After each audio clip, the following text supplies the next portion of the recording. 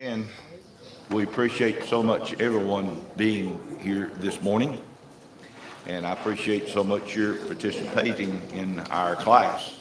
If you have any questions or comments, please speak up, and we'll be more than glad to try to answer them. We're still on our page 10 of our lesson on the unmerciful servant. One thing I want us to keep in mind, there is nothing stressed more strongly than the duty of training up children in godly families, instructing them in the truth and training them in the examples that the Bible has for us. That is more needful than today than anything else. And I think we can see some of these things even in our lesson, and that's why I brought it up. One of the things that we fail to see and fail to train as far as our ability to forgive and forget. And I appreciate Brother Tom's lesson this morning as far as retaliation, because so many times this is the idea that people have is just retaliating. And if you hit me, I'll hit you back. And I'm going to hit you harder than you hit me. That's the idea. And I think that's what one of the things that he was trying to show today that is wrong. So we can see that sin has become more abundant, we might say, as, I say more abundant. It's much like Sodom and Gomorrah. It has become so prevalent today that it is something that we socially many times have accepted as a nation, not as Christians, but as a nation. In fact, some of the cartoons I was watching yesterday with my little granddaughter had some of those connotations in even a cartoon for them to be watching. So the undermining idea is that of beginning to teach them whenever they're small, and whenever they get a little bit older, it is it's imprinted on their little brains, and that's why the Satan has become so powerful.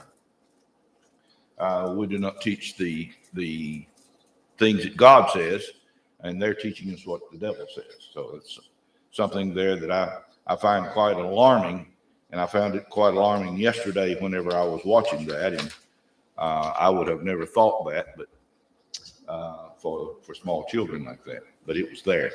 In fact, I went back and watched the second time to make sure that I was correct in hearing that.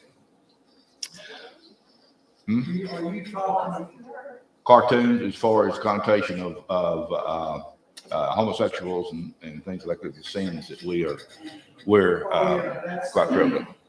Yes, and it's an underlying. Yes.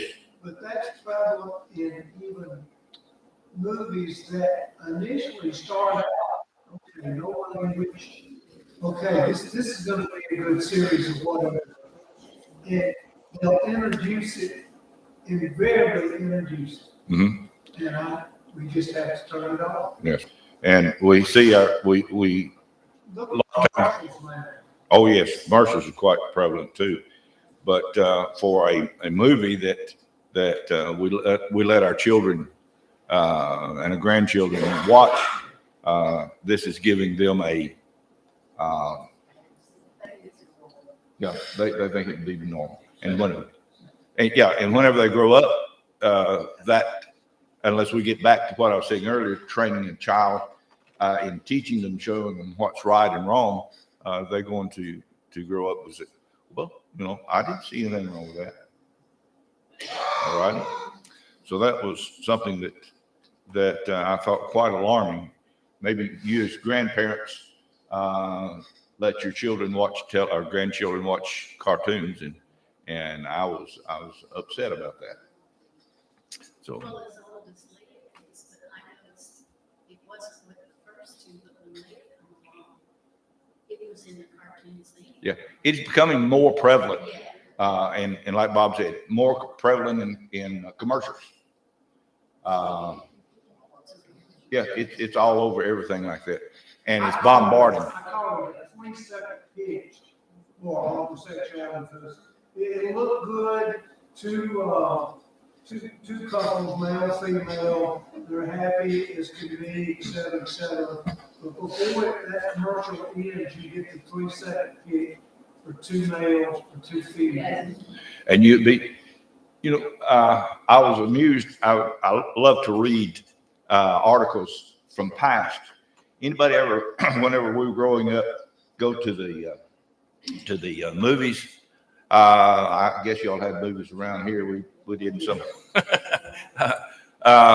You see these little commercials about popcorn and Coke and things like that. Did you know that while you was watching the movie, that in behind that, those things was going on? Your eyes didn't see them, but your brain did. What happens whenever you sit there and watch it for about 30 minutes or something? You believe I need something to drink. I want a bag of popcorn or a candy bar. Anybody ever thought about why did all of a sudden I become hungry? It was a power of suggestion. And you didn't see it on the screen, but I was reading an article and they put this on the background of those you watching the movie, and this commercial is running at the same time. You enjoyed the movie? Oh, they enjoyed the popcorn too. Selling it to you. Now, this is the thing that is being done to our children today. It wasn't something that's new. It is becoming more out in the open than it used to be. It's still there.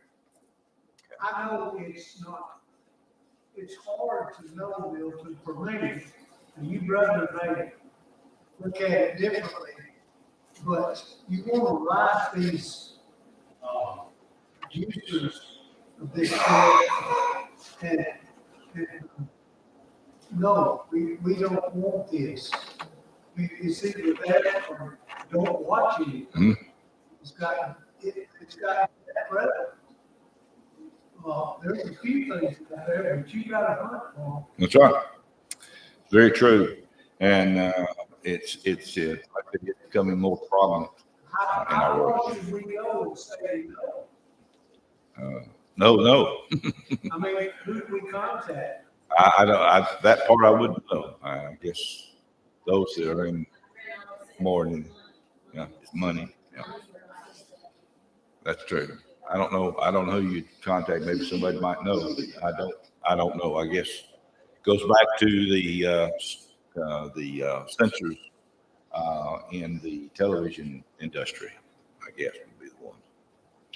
But anyway, like I said, this was something that really upset me yesterday, and I thought maybe some of you may be aware of it and may not be aware of it, but it is there. The only way to get their attention is, I think, it's the money. Mm. If you stop watching it and or enough people do it, prime example, and we can get in politics of it, but the censorship of direct TV and taking Newsmax off. Last night they cost $10 billion with a B dollars as a result of it. Okay. That gets somebody's attention. Yeah. That's a lot of money. That's getting in somebody's pocketbook, wouldn't it? Yeah. All right. Well, like I said, this is just something it greatly bothered me, so I thought I'd share that thought. Whether you knew it or not, it was there, and it's still there. Even if you'll notice, and I'll add this and then I'll quit. If you'll notice, many times of the background of a commercial, it's giving it with a connotation of many colors, different colors. That's their signal. So be careful. All right. Now, just get back to what we were talking about here as far as the unmerciful servant. I think we covered a lot of the things, realizing the importance of showing mercy, showing forgiveness. Sin is not overlooking the past, or we might say God does not just overlook the past. He keeps us an accurate record of what we've done if we do not repent of it. God forgives us. He does not go back and, how many of us have ever, well, I'll forgive you. And then whenever somebody makes the same mistake 10 years down the road, well, I can remember when you did that 10 years ago. Have we ever had that idea? Well, God doesn't do that. Whenever he forgives us of those things that we have done wrong against him, he forgives and forgets. And he blots them out of his book of remembrance, he says, and remembers them no more. But how do we do? We might forgive them, but what happens to us? What if God forgave as we forgive others? Something to think about. In the prayer that Jesus was telling his disciples, Father, forgive us of our trespasses as what? As we forgive others. So there's a stipulation there that is in there. If I don't, implies this, if I don't forgive my brother his trespass, then what is God going to do for me? All right. So here's the same thing that we're seeing in this parable of this of the sins that this unmerciful servant had. Well, let's say death. This unmerciful servant had in comparison to what we do. Now, for a moment, let's think for it. How many sins do we commit in a lifetime? Yeah, that's just in one day. But we could not even begin to imagine all the quote unquote sins that we have committed from our youth up, or up until today. And if good Lord lets us live, that we'll make mistakes past that. God says, I will forgive all of those things if you'll obey. Correct? So it is. Paul is a prime example of God's willingness to forgive and forget. he never brought it back up that Paul had or Saul had killed Christians. He didn't bring it back up that he had done this or that he had tried to destroy Christianity. He didn't bring any of those things back up. God forgave him of those things that he had done.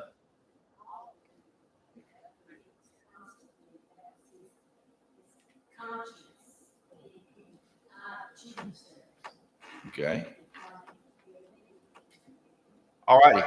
Now, think for just a moment how many, and like I said, how many sins we commit and God forgives if we ask him to. Okay. Now, let's turn it around.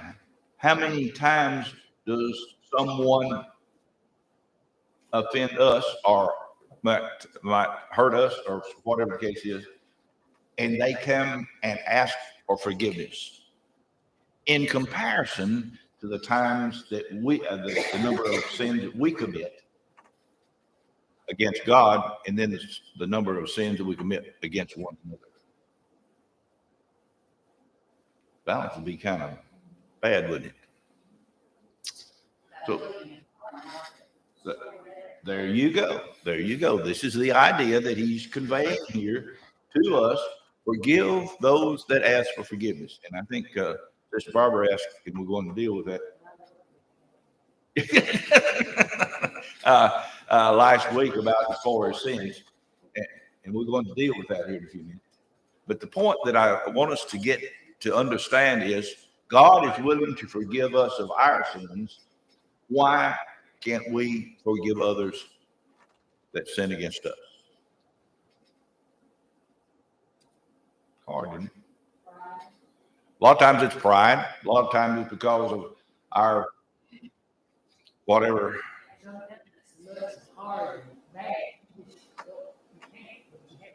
Yeah, our minds is getting back to Brother Tom's. I was thinking about all this while he was preaching. I said, yeah, there's so much we could go over in class just going back and reiterate the sermon there. But our idea is to get back at somebody for what they've done, regardless, whatever it takes. If it takes a lifetime, get back at it. God didn't have that attitude. Jesus didn't have that attitude. Why should we? Because Jesus is our example. Even on the cross. And he's suspended there. He's dying. The blood is as his side was pierced, and life is gone from his body, or leaving his body. What was his statement? Father, forgive them. They know not what they did. Forgiveness. Now we would say, "Oh, if I could get off here, I would really, get even with you." He could have. I think there's a beautiful hymn. He could have called 10,000 angels. I love him. But he didn't. He died for us. So there's the comparison again. As far as here's a servant of $15 million and a servant that owed $10. Quite a vast difference, isn't it? Huh? Okay. Now, let's look at number 2 question. We're going to involve some of these things as we go. What prompted this parable? Verse 21. All right. Peter here is the impetuous one, as the expression is. And he said, now, the law states how many times? 3 times. Goes back to Amos. It wasn't really a law as such, but they had inherited this as a hand-me-down. You forgive them 3 times in a day's time. But we can see that Peter said, Lord, what about 7 times? He was a little bit more, we might say, forgiving. So he doubled. Yeah, he doubled. Yeah. What about 7 times? That way, that's over and beyond. Because he just heard Jesus say, except your righteousness exceed the righteousness of the scribes and Pharisees, you shall not inherit.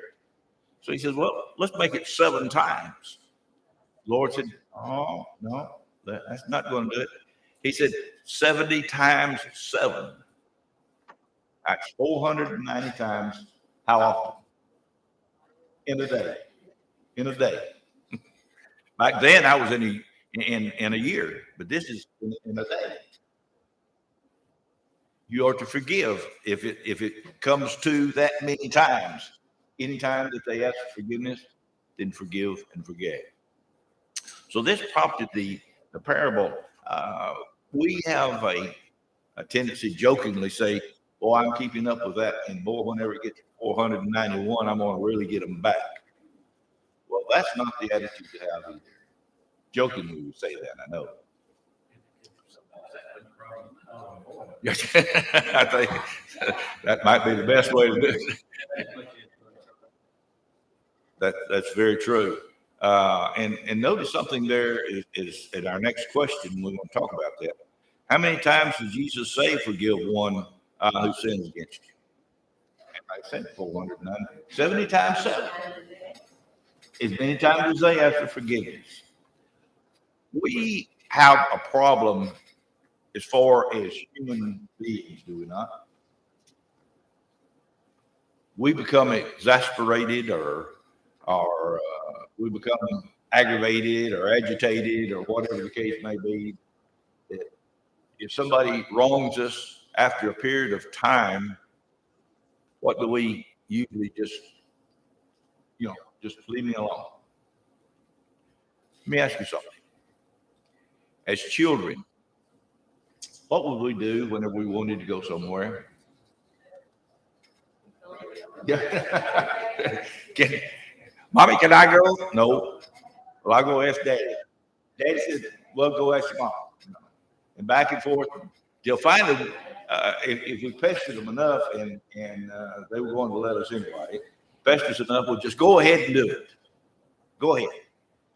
Well, this is kind of like what we're talking about here. Finally, if you're going to do it, regardless, you're just trying to find an excuse, you're trying to get permission. We are in the wrong. We're doing it the wrong way. So if somebody comes to us, regardless of how many times it is, we should still forgive and still forget. Even though, would you forgive me? Yes, I would. And even if it's persistent, I've done this again. Well, that's what we're doing to God, are we not? Constantly. So, how many times? As many times as we ask for forgiveness, God says, I will forgive and I will forget. All righty. How much did the servant owe the king? We talked a little bit about this. But between 10 and $15 million. Again, we talk about the amount of money as far as in comparison to what the other servant owed. This is a vast amount of money. How long would it take you to pay it back? We talked, I think, last Sunday at the given rate of even $1 a day as far as working. How long would it take you to pay back $15 million? Probably won't. I don't have any idea. Those that are mathematicians can figure that out. But at $1 a day, how many thousands of days would it take? How many years? So we can see that it was such an amount that he could not possibly pay it. Notice something in this. We talked about this as well. What did the king have as far as this? Well, let's see. Why did the king? Well, let's see. What was the king going to do when he couldn't pay it? Okay. Now, all the things that he possessed would probably not even become pay this vast amount. Why would he? Under the law back in that time, children could have been sold. The wives, the servants, the land, the houses. He was the owner of all these things. And he could very easily, he said, well, all right, you're going to go to prison and we're going to get this back. Like I said last week, to get this out of them, they would a lot of times hide the money and not tell where it was. Kind of like Aiken, wasn't it? And he says, well, we'll just hide this money. And then when the king comes, well, he couldn't find it. So they would take him to the tormentors to the point that they would actually tell them where they had hid it and get this money that way. So the kings had compassion. But want to define compassion for us? Sympathy, pity, mercy. All these are words that describe compassion. So he had a feeling for this servant. Evidently, his servant had been faithful to him to a large degree, or else he would not have had this compassion on him. Now, notice our next question. Why did the king change his mind?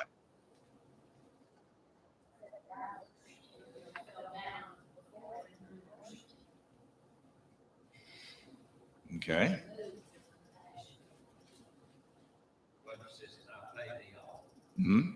That's a key phrase, because the next one, when you get from there, different situations, different attitude. Okay. Now, Going to do his pay. okay. So here is the excuse me. Here is this servant that knowing fully well that he could not possibly pay this. But yet with the king's compassion and the king's love, evidently, pity, whatever else you want to say, for it, forgive him of all these great debt. Let me ask you this. Why? Well, I think it's more of another question I was fixing to do. But anyway, what about giving him time to this other thing I was going to say? What about the time to pay it back? Could he ever paid it back? We talked about that, didn't we? But he said, he forgave, had compassion, loosed him, and forgave the debt. So Yep. the debt's gone. That's right. So that's it. And this is something along that line gets back to our sins that we commit against God. All the sins that we commit against God doesn't even come to begin to compare with those against our fellow man. See what I'm saying? Okay.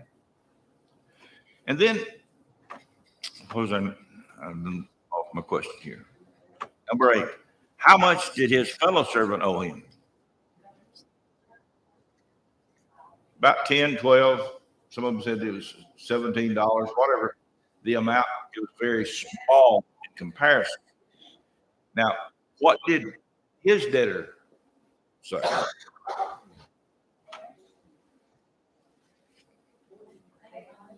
Yeah.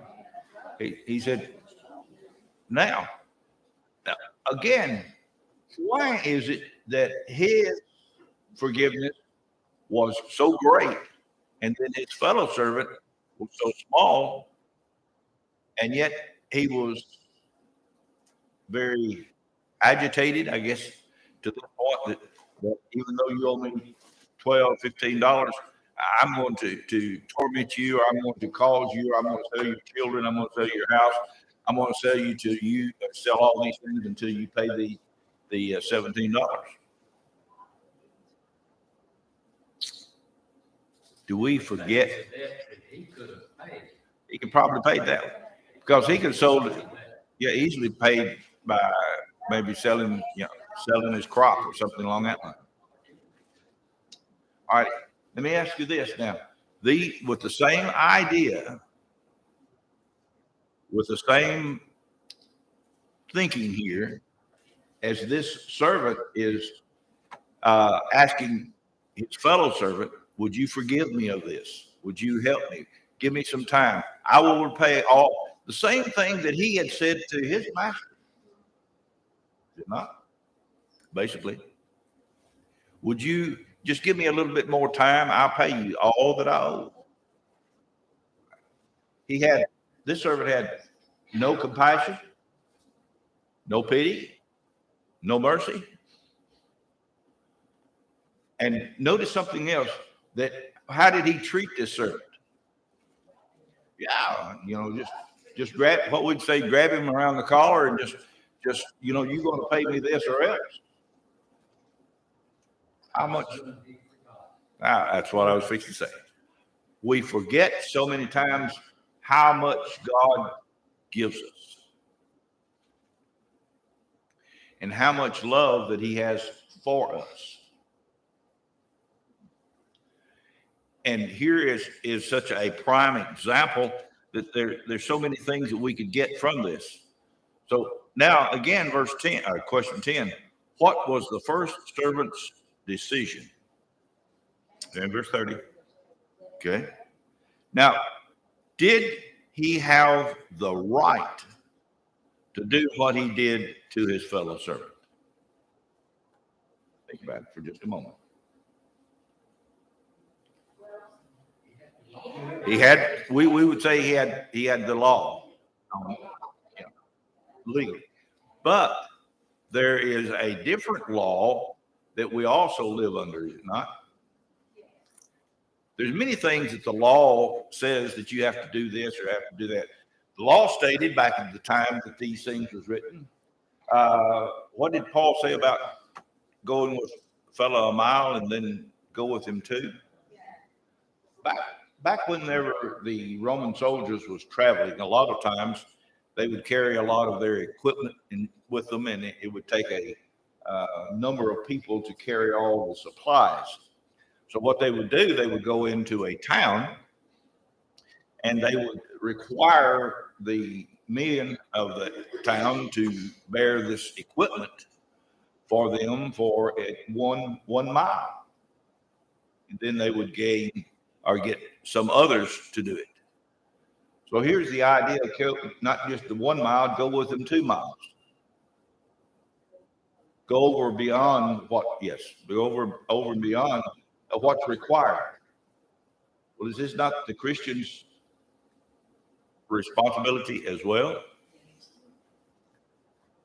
Well, I'm just going to make it by the skin of my teeth. I just better be careful. That's not a whole lot. Now, let me ask you again, if we just, what did he say about the angels if they barely make it? What about those that are outside? They never make it. Okay. Where shall the sinner and ungodly be?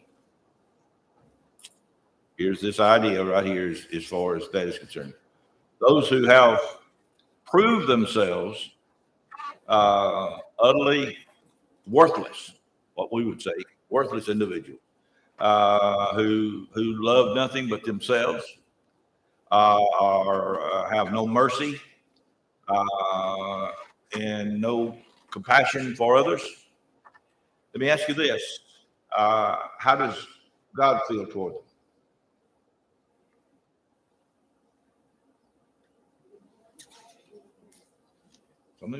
All right. Turn with me to Matthew, the 5th chapter, verse 45. What do you say? Matthew, the 5th chapter, and verse 45. Does he still love them? Oh, yes. What did you do as far as there in verse 45? Somebody read it for me. That ye may be the children of your Father which is in heaven, for he maketh his sun to rise on the evil and on the good, sendeth rain on the just and on the unjust. All righty. So as far as the blessings of God, these things we still enjoy them doing, whether we're righteous or unrighteous. What about Luke, the 6th chapter there in verse 35?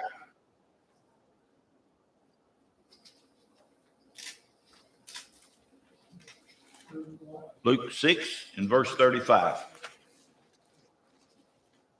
But love ye your enemies and do good and wicked, hoping for nothing again, and your reward shall be great, and you shall reach the children of high, for he is kind unto the unthankful and to the evil. All right. So with this idea and this parable, those that we call, well, he's not worthy of my help. He's not worthy of my taking the time to be compassionate. What does the Lord still do? Does he not still show compassion? He still shows his love. Are we worthy? There's the question. Of these things.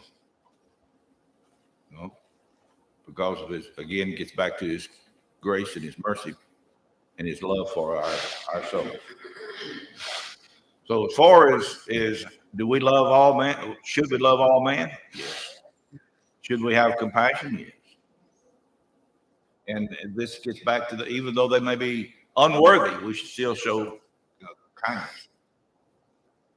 Here last week, a fellow that I know is kind of a questionable background asked me if he needed. He just had a child and wanted to know if he could borrow some money. Well, I knew that he had just had a child. He didn't have enough money for diapers, so I did, and I'm going to have to say I was shocked. He come back and paid me the next day. And I would not have believed it, but I was going to do it anyway. And I didn't expect it back, to be truthful. So the idea is if we show compassion, what's going to happen? It will come back to us. Believe it or not, God said it would. So if this servant had showed compassion to his fellow servant, then all this could have been avoided. But no, he didn't show that compassion.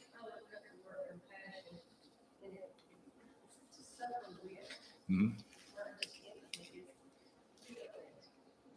Oh, yes. The master was willing to suffer with his servant because he was going to give up the money he was out of it. He was willing to give that up. Oh, yes. And this is why I think this is so important to us, because here is God knowing fully well that we make mistakes, we sin against him, and yet because of his he suffered in all points like as we are yet without sin. He's willing to forgive us of those things if we ask him to forgive us. Very good point. Real quick, of course, this is a what-if question, and maybe I shouldn't even go over there. But in my humble life, sometimes somebody might hurt your feelings. You know, and you go to them with a good heart, and for instance, if they said, you refuse other word, hypothetical, and you hold that against them, or they hurt your feelings. So you got a link to hold it. Well, I didn't know that. Yes. That helps a lot. Oh, yes. For some, Because sometimes we make a mistake against somebody and we don't know it. This is why the way that he tells us is first go to your brother, is it not? Yeah, go to your brother and tell him you hurt my feelings. Not 99.9% of the time, I think that would be sufficient. Then what happens if they refuse to forgive? Then carry witnesses before you, and then of course the process then continued on even into the church. But if it's a private thing, take care of it privately. Don't broadcast it all over everywhere. and even though you should treat your enemies that way. Yes, that's what he's saying. You said, if you go to a brother. Yeah.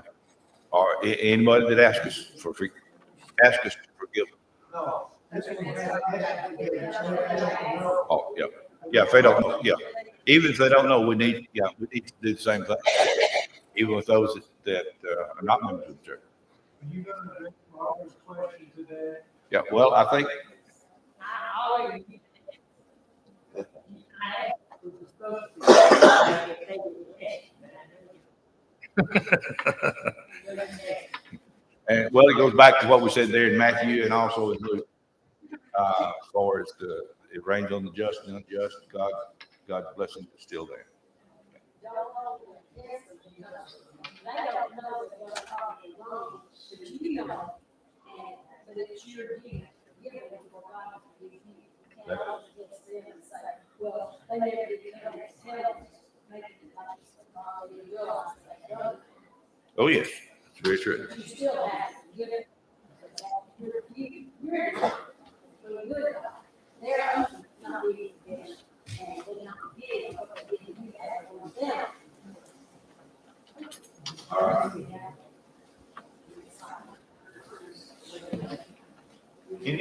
Any other questions? I appreciate that comment. Thank you.